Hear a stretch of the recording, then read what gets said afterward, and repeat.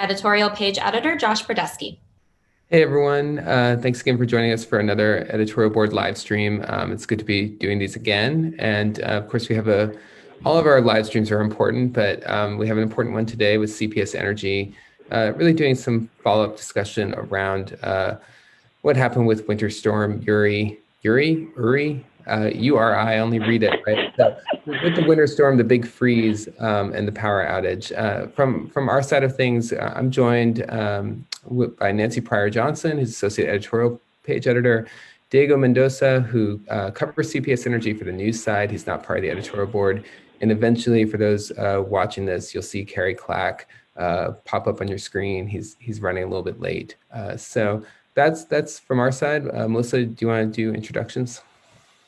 Sure, and thank you again for having us. It's good to be back to give this update. I'm Melissa Sorolla, the Senior Director of Corporate Communications and Marketing, and with us we have Paula Gold-Williams, our President and CEO, Rudy Garza, our Chief Customer Engagement Officer, Paul Barham, our Chief Grid Optimization and Resiliency Officer, and Corey Kuczynski, our Chief Financial Officer. So thank you again for having us. Great. Paula, it's good to see you again. Let's just kind of, we're pressed for time and there's a lot of ground to cover. So let's just kick it off by kind of getting an update on the various lawsuits that CPS has filed over bills.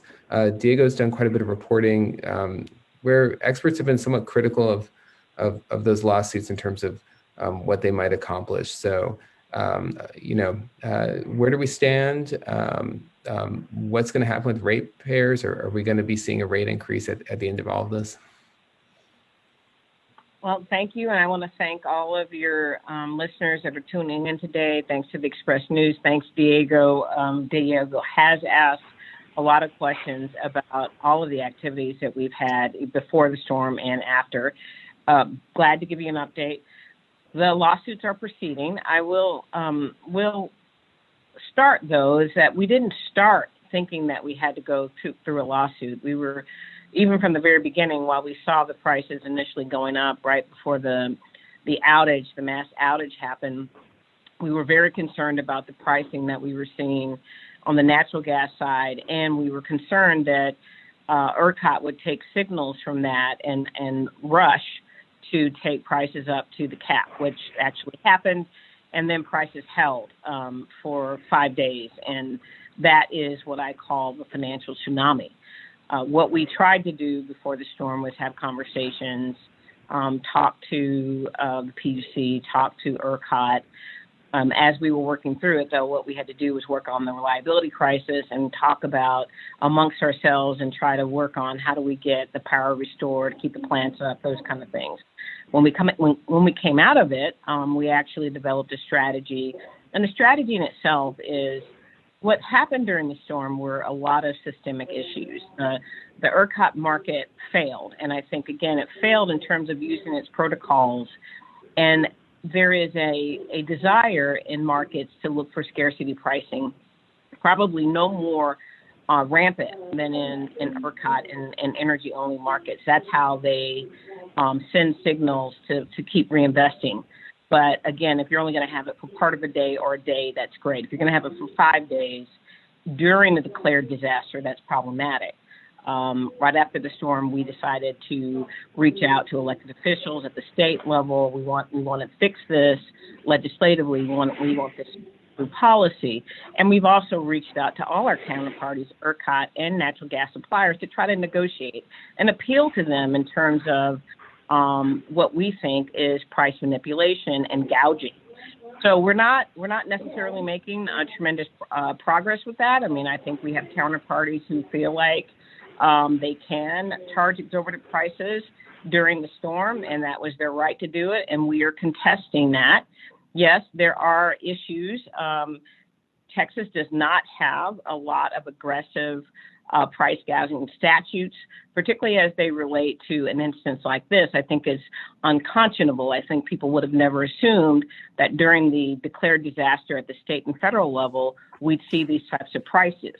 And so that said, just because it hasn't been done before and that the odds are challenging doesn't mean that we don't need to have the fight and make the fight real. We're fighting for sustained changes. We're fighting for what happened in this case, which is $1 billion of cost to customers.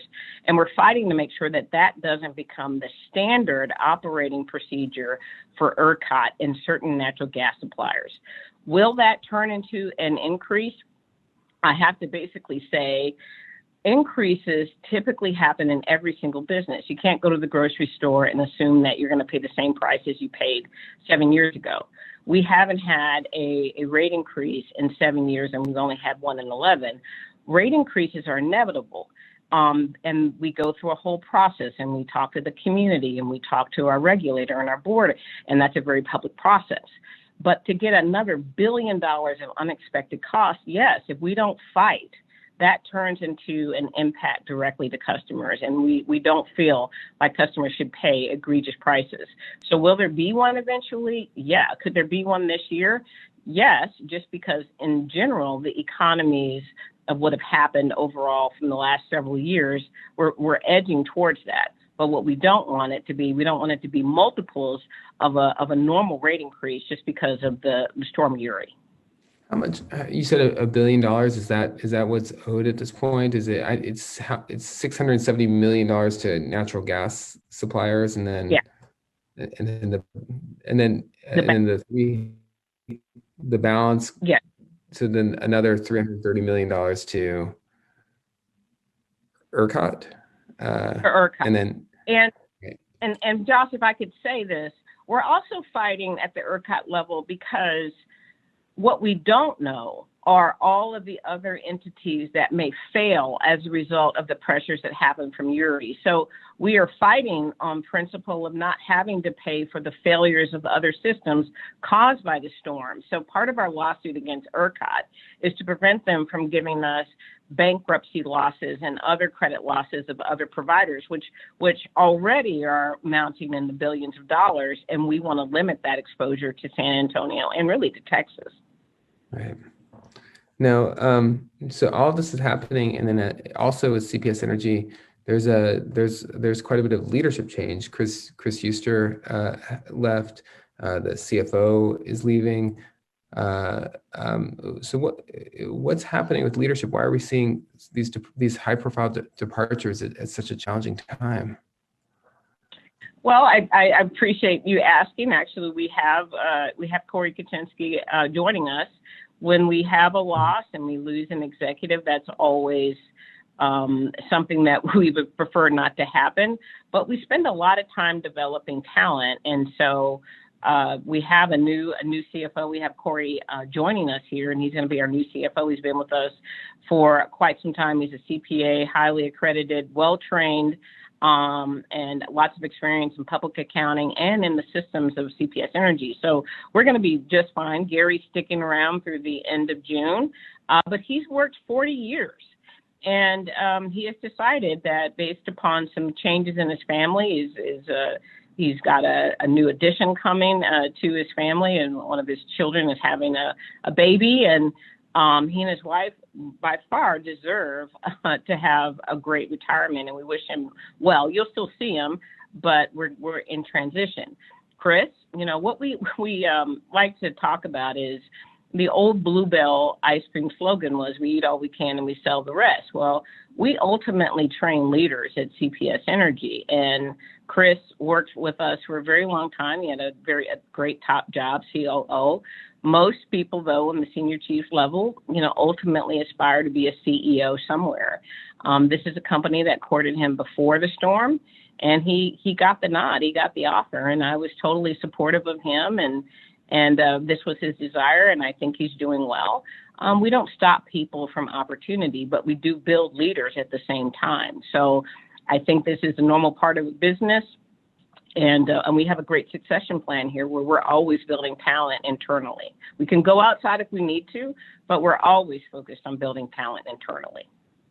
I guess one of my questions specifically around Chris's departure would be that, obviously the flex path, the flex plan was that was his baby, and in terms of bringing in renewable energy, right? And so does his departure, does that signal a movement away from embracing renewable energy at CPS Energy? Should we interpret it that way, or is the commitment still there? Has the storm changed that dynamic at all? Looking toward the future.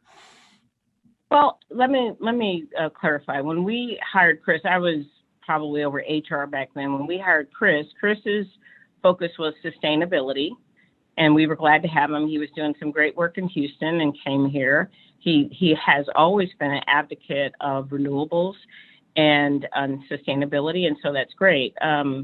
The flexible path was something that I developed with the entire senior team. I was really proud of the fact that the entire senior team and extended team helped bring that to light.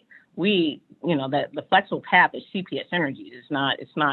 It's not for an individual to take with them. This is our strategy.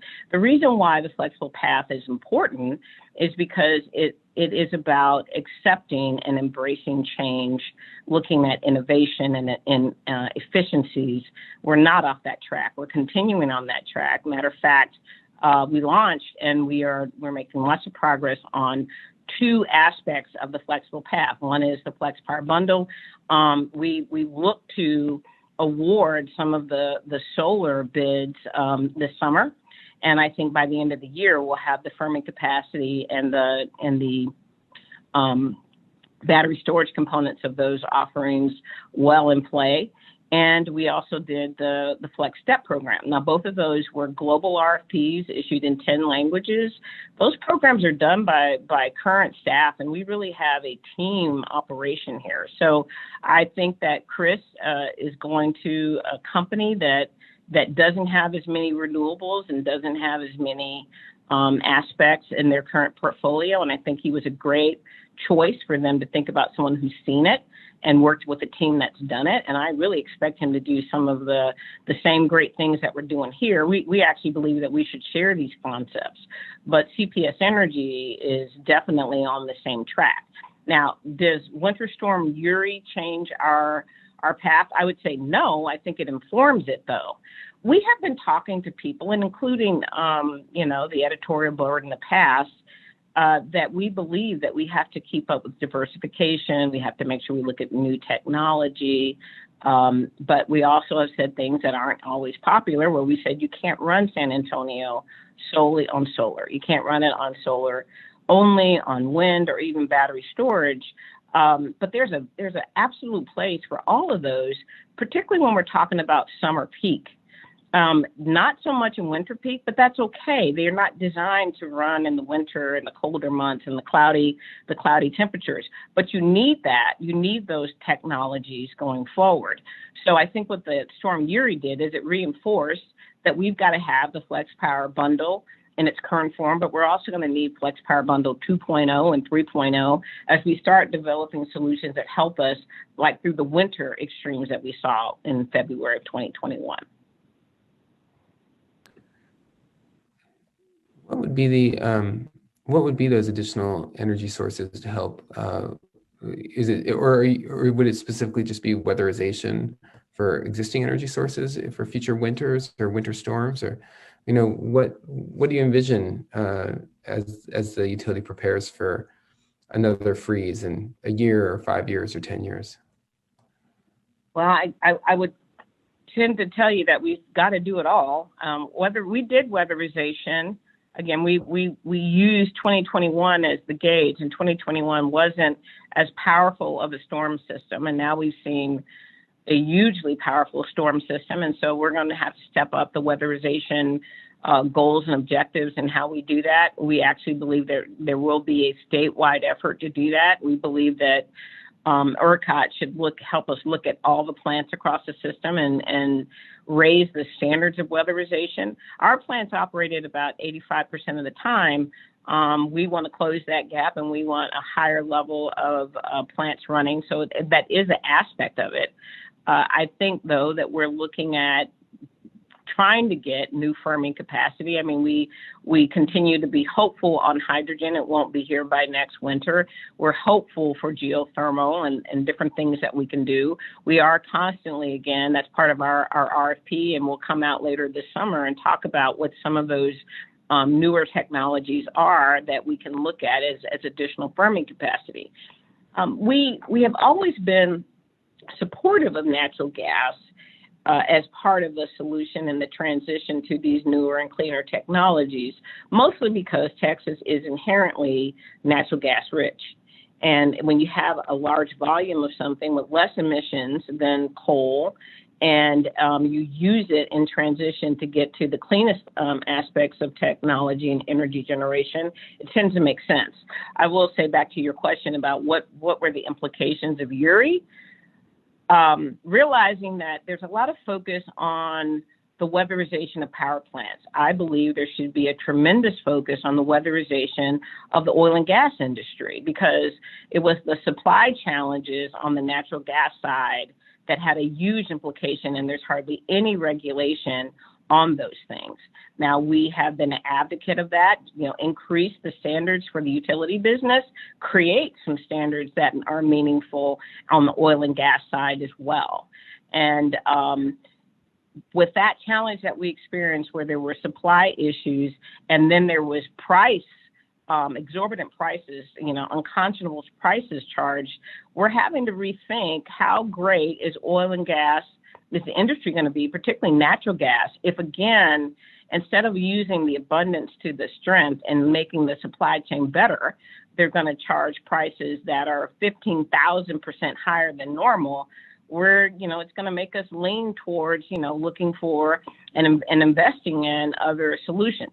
The challenge is, a lot more investment has to happen at not just at the San Antonio level, but at the state and the national levels to help these technologies be ready for prime time and be ready to support the 7th largest city in the United States. Right. Yeah. I remember after the storm, there was discussion being just comments, not like just speculation or talking points really about the possibility of additional natural gas power sources. And I think at the time, and to your earlier points, I feel like that would be the wrong lesson from the winter storm, because we had a shortage of natural gas supply. So to continue with that without weatherization of the supply doesn't seem to make a lot of sense. And especially as technology improves on the renewable side with battery storage and whatnot. So anyway, I was just curious to hear your thoughts on that. Diego, do you look like you want to jump in? Am I misreading? If not, I'll keep going. I'm going to jump around a little bit. I do want to ask you about, we have, I think last time Diego reported, it was $93 million in terms of unpaid bills to CPS Energy. Maybe it's $100 million now. I guess shutoffs are going to restart at some point. So why don't you walk us through that side of the discussion, so to speak? Well, I will kick it off, and then I'll also tag team with Rudy on this one. Yeah, I think we're solidly above $100 million, in terms of building receivables in our system. It's a product of not doing disconnects for a long time, but even more so about the pressure that the pandemic put on the economy. It was clear to us that a lot of our customers needed time and consideration. We do know that many customers lost their jobs and their livelihoods. And it wasn't hard for us to think about what can we do to be helpful. One of them is don't put the pressure of a disconnect when someone doesn't have a job, particularly in something like this. It isn't a matter of just going to get another one. The community was heavily shut down at the time. So we started early, in March. And so we've been at this for over a year. We have, though, from the very beginning, talked about what we can still do to be helpful. Rudy and his team, our energy advisors, continued through the pandemic and well into this year. They continue to make outbound calls to help customers know about the programs that we have. We do have some funds. We have a REAP program that we've had for decades. and that REAP program is used to provide assistance. We were able to work with our owner, the city of San Antonio, and the county. When CARES funds came in, we were able to fund some people and help them get assistance, not just for rent, but for their utilities. So all those programs were out there, but we were also working with United Way agencies, making sure that they were aware of everything that they could get to. Now, with the digital divide being real in San Antonio, we knew that a lot of customers also, particularly in these situations, didn't have computers. So our people do some level of case management as well. They will talk to a customer, look things up, get them numbers, make connections, call agencies. I mean, nothing that a typical utility would do, but I think we're not living in typical times. And we're community energy, we're municipal power. And so we felt like we needed to evolve to be the entity that would be helpful, realizing that, you know, we're born and raised here. I was definitely born and raised here. And again, my family has had issues. I was raised where there were challenges, where my parents had problems supporting the family. And so I know what it feels like. I've been through it. And we just want to make sure that we help people, help San Antonio get back on its feet. We do still believe, and I've said before, when San Antonio gets back on its feet, then CPS Energy will recover with the community. But we can't recover and not be working with individual customers to make that happen. You're right. I mean, I think last year I was in an interview, I'm not sure this one, but I said, look, I think we won't be coming out of this pandemic until the middle summertime of 2021. And somebody said, well, that sounds way too long, but here we are. We're coming out of it. I am absolutely just pleased, as just everyone at CPS Energy is, that the infection rates across our community are coming down, that the vaccines are now available to our employees. We didn't have the option to get the vaccines early. And so we are just kind of living through this the same way our community is. And more people are getting vaccines. Now, I think we're still going to be as cautious as possible. We still encourage mask wearing. But we want the economy to open up, and we want people to get back to their livelihoods. As that is happening, we're assessing now, what does that look like for us to restart disconnects? We can't start them all at once. There's just too many customers that need help. We're going to pick groups at a time. I think we're going to start on the commercial side first, work with them to bring them back and make sure that they are getting caught up or on a payment plan or some type. And then we'll move to probably at the very end, dealing with the customers again that are on some of our affordability programs and trying to figure out the best way to get them more funds. There are some federal funds coming. We're working with our parent company, the city of San Antonio, to look at those things. So Rudy, did I miss anything? Paula, that was a pretty good overview. I guess I would add just a flavor here, Josh. You know, we have reached out to almost 76.5 thousand customers directly through our core campaign, our outbound call campaign. We've reached about 63% of those. 48,000 of those customers have talked to us, and we've arranged for roughly $24.1 million in direct billing assistance. So we're real proud of the work that we've done to try to help those who will engage us.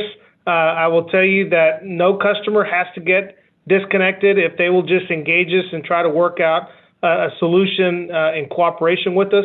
Nobody has to get cut off, but as Paula said, we can't hit a button and disconnect, the 80,000 customers or so that are delinquent right now and behind on their bills.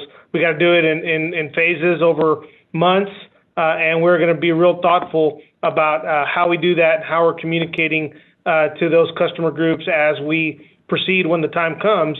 And as Paula said, we're going to do that in direct communication with our board and our community partners to make sure that everybody understands what we're doing as we proceed. And can you just repeat? I'm sorry that I missed this. When would as you kind of do these potential disconnects in phases or talk to customers really in phases, when do you anticipate potential disconnects starting? We haven't set a date yet, Josh. I mean, I think we were all a bit surprised with the community opening up quickly, and we're pleased about that, but we didn't want to get ahead of it. So we talked to our board about it last month, and we're going to continue to talk to our board. So we don't have a date, but as soon as we do, we will let you know. And even at that, when we set the date, there'll be at least a 30-day window before anything would happen. So that commitment we made at the beginning, it's not happening tomorrow. We're getting geared up. So more discussions to come. And again, how many potential customers are on this list? I mean, obviously not all. Most of them probably won't be disconnected, but how long is this list again? So the numbers, those eligible for disconnection today, if we were disconnecting, is around 36 to 38,000 customers are at a point where they're eligible for disconnect, and it's pretty interesting. Once we started talking about thinking about returning to normal operations, we saw the numbers come down in terms of customers catching up and paying their bills. We're up around 83,000, and we're now down below 80,000 in terms of customers who are behind on their bills. So it's interesting that we just saw an immediate reaction just from having an initial conversation with our board that customers are paying attention to what we're saying, and that's good. So, we want to work with customers. We want to work with. Just to be clear, just under 80,000 customers who are behind on bills. Right, but not all of those are eligible for disconnect. The number of customers who are actually eligible for disconnect today is around 36 to 38,000. Right. So 36 to 38,000 customers that are eligible for disconnect.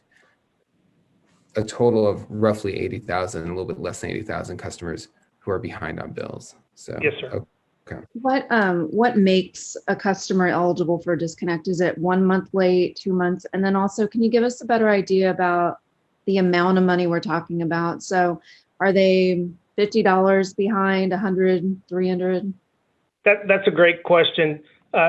Customers have to be behind approximately 45 days on a balance that's owed. So every month, every month they get a new bill. So you're actually looking back more than, a month's bill, of what they're behind on, that they would actually be, they may not be eligible for disconnect on the entire balance, just a portion of that balance that's gone unpaid.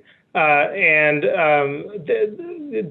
scale, if you look at the entire 80,000 customers who might be behind right now, the average is around $550 is what they're behind on, and that number is climbing. Every month we go without disconnecting, the number gets higher and higher, and we shared a graph with our board at the last board meeting that we'd be happy to share with y'all that shows those balances going up the further into this we get. Well, that dovetails with another one of my questions about this, which is, for example, there are probably some people on this list, that this disconnect list, right, that say they work in the hospitality sector, right, and tourism or whatnot, and so they were unemployed up until maybe within the last 2 or 3 months as things kind of open up and resume. So that balance has accrued, right, over a period of time, and now they're working again. But in some respects, if the wages aren't there, it's going to be really hard to pay back the amount. So, that's a very kind of unique. I feel like that's almost like a very unique situation in some ways. So, is there any kind of creative thinking about, just having the balance, reducing the amount owed, or looking at are there CARES Act dollars to sort of cover this? So I'm just wondering, I guess the long story short, and I realize I'm rambling a bit, is if you owe, say, $1,200 and you finally just got back employed, it could be very difficult to ever make up that ground, period, right? Well, we definitely understand that, and we did get some CARES Act funding by working with the city and the county. We think, though, that a whole lot more needs to go towards helping customers get through this. Now, we are partnering again with the city and the county on the new funds that are potentially available. And we're also looking at there potentially are some state funds. So yes, we're gonna continue to look for different options to help customers work through this. And again, we do understand that it's really difficult. We are not looking for someone, if they had a $500 bill, to pay that tomorrow. We think there's a combination of things that we can get to. Last thing I would say is we did launch this year Energy Angels program, and with the concept of that too is like the average citizen oftentimes wants an opportunity to help their neighbors and friends. We have found that in some cases we have people who want to do it anonymously. They want to be an angel to their neighbor or family member, and they just want their balance relieved. And we've done some promotion around that program, but we're going to continue to do that. And again, work with customers. Payment plans can be extended. We understand, again, it's difficult to get back on your feet. We will work with and fight for additional funds, everything that we can to help our customers through this. And the Energy Angels program that's just on the website. That's like readily accessible for. Yes, and we're continuing to create more promotion around that as well. Yeah, Josh, if I might, I gotta give a shout out to, I serve on the San Antonio ISD Foundation board, and SAISD Foundation has actually gone in and found needy students, families of needy students, and has actually done a couple of $500 donations to the families of some needy SAISD Foundation students. So I'd be remiss if I didn't thank Judy and the team over at SAISD Foundation. They're finding innovative ways to do the great job that they do. And that's just an example of a community group that's been paying attention to the work we've been doing, putting this program out there. And there are other examples of folks who don't want, I asked Judy if I could use SAISD Foundation as an example, but there are others out there who don't want any recognition necessarily. They're just doing it because they know of somebody in need that they have the means to help. And that's the whole point of the CPS Energy Angels program. I'm wondering if I could just jump in for a second. A big thing that groups like the Sierra Club were calling for, during the Recall CPS campaign was basically that CPS should discontinue disconnections on certain customers permanently, or certain low-income customers. Just curious if that's something CPS is exploring, or if not, why not? Well, I think I love the fact that people are creative, and I think it comes from a great place where they want to think about customers that need assistance. We always think about how can we help customers. We already have an affordability discount program, and for customers that qualify for that, they get a lower bill, and this has been going on for years. So their bill is much lower than the average person. The way that ultimately that works is when you have a big group of people who either get a discount or don't have to pay their bill. And this, if you don't do any disconnect, more than likely you'll have people who don't ultimately pay. What'll happen is all of those costs get shifted to all the other customers that can pay. And I think this is a great opportunity for us to talk to the RAC. We do have the RAC that started. We're looking forward to them helping us think about creative ways to look at rates and structures. And I think talking to the community about if we want that as a community, to have a group of people who never get disconnected and then ultimately don't necessarily have to pay their bill. What do we do in terms of every other customer who is paying their bill? And so I think that's our goal, is to talk to the community about it, including having the RAC that's going to do a deep dive. And I think there's something we can look at. I want to jump back to Winter Storm Uri for just a minute. Paula, can you speak to when you look back at maybe the days leading up to the winter storm? What efforts did CPS Energy take to procure natural gas at, pre-crisis prices?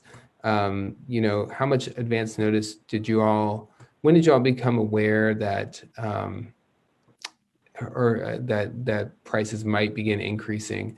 I guess, I'm trying to get a sense of that side of the billing equation, so to speak.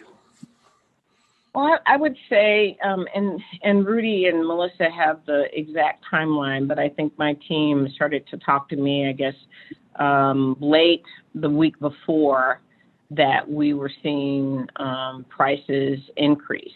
Now, we've seen the Texas market blow out in prices before.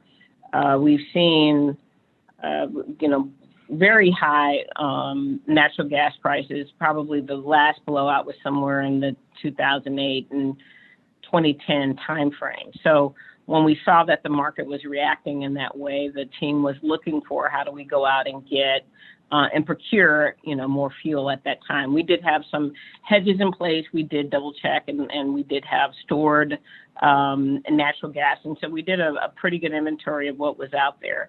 One of the challenges that you typically have is you want to buy in big volumes, but you also want to make sure that you don't overbuy and then the market has a quick correction and it comes back down. So we did step up our buying.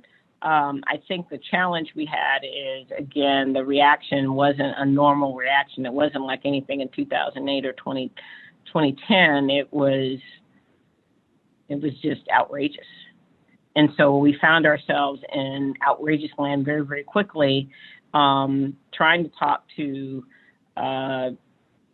ERCOT and trying to talk to the PUC about these implications that are coming from the natural gas industry, as well as these excessively high prices in electricity, because those things needed to be fixed systemically, not just by the normal, negotiation of price.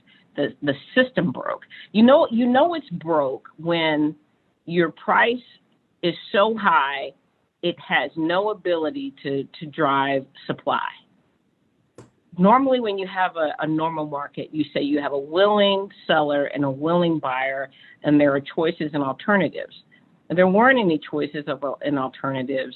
We had to procure whatever we could because the alternative was leaving people freezing in their home longer or more extensively. All of it was difficult.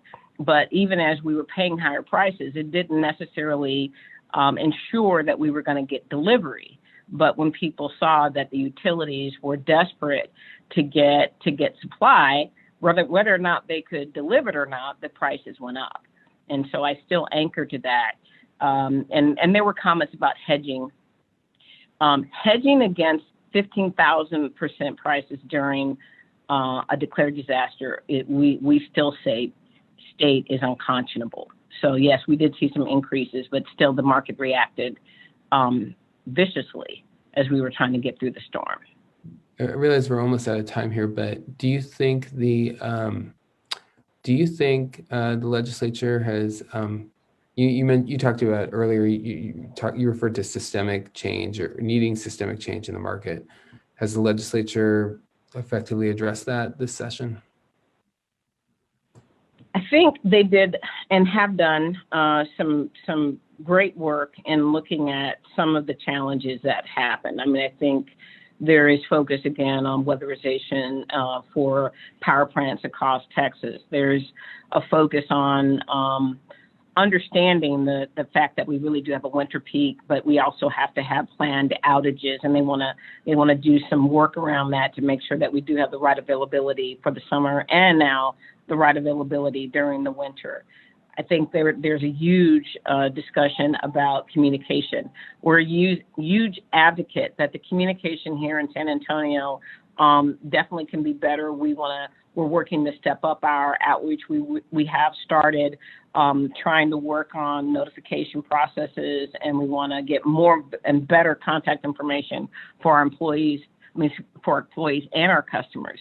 But at the state level, there's a huge gap between what happens at ERCOT in Austin and what the rest of the state knows and can do. And I saw that happen through some of the proposals at the state legislature. There's also some bills in the House and the Senate to look at a way to securitize this big issue that is happening across the state, these high prices, particularly on the ERCOT side, and make sure that they push it through at the state level and then make it affordable across all the participants in the Texas market. I think those are huge things. What hasn't really happened is looking at this scarcity pricing and the way ERCOT disregarded its protocols, held prices, and whether or not an energy-only market, how it really should function during a crisis. I do think that this is a huge impetus for a special session. We will continue to be a resource for elected officials. We will continue to advocate for more discussion about that, whether in a connection to other grids matters. We understand there are a lot of people who don't want things like that talked about, but we want everything talked about so we can figure out the right thing for Texas. Yeah, no, I appreciate that answer. And it seems like in terms of systemic change, it would have to happen in a special session at this point. I think my last question here would be, as we head into summer, it doesn't really feel that summery today, but as we head into summer, what can San Antonians expect in terms of, potential outages or reliability, billing, walk us through what you all are forecasting. Well, we'll say a couple things. I mean, we can talk about San Antonio because, again, we can see and we know what our plants do. We still have a huge amount of capacity for San Antonio. What we don't have purview to directly, which indirect, is what's happening at every other plant in the state. This is a connected grid, and any problem on the grid can affect the entire grid. Some problem in Dallas can affect San Antonio, a problem in San Antonio could affect Dallas. What ERCOT has told us is they believe that we have sufficient and ample reserve margin for the summer, and that is helpful. I'm increasingly concerned about we still need to make additional investments for future summers, but I'm encouraged. I think our reserve margin was below 10% a couple of years ago, and now we're above 10% and above the threshold of 13.75. That's helpful.